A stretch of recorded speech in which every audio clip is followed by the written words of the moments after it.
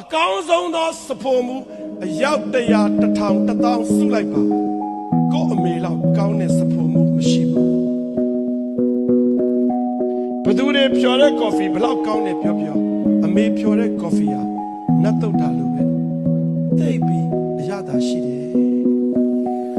ဘလောက်တန်ဖိုးကြီးတဲ့နာယီနိုးစက်ပဲဖြစ်မနဲ့ဟက်ကောင်ဟက်သမီးမနဲ့မိုးလေးမီထားတော့စာချက်တော့လို့ပြောတယ်အကောင်းဆုံးနှိုးဆက်ဟာလေအမေပဲဒီလိုပါပဲတိတ်လှပါတယ်ဆိုတော့သူနာပြုဆရာမအဖြူအနေဝက်ကလေးတွေဘလောက်ပဲချောပြီးကျင်နာပြုစုတတ်တယ်ပြောတို့များမင်းတို့နေမကောင်းတဲ့အခါအကောင်းဆုံးသောသူနာပြုဆရာမဟာအမေပဲကဘာပေါ်မှာအတော်ဆုံးဆိုတဲ့တက္ကမူးတွေဟာအမေဆိုတဲ့အိမ်ဆောင်တက္ကမူးလောက်စိတ်မရှိဘူးနော်အမေဟာ love ထဲမှာ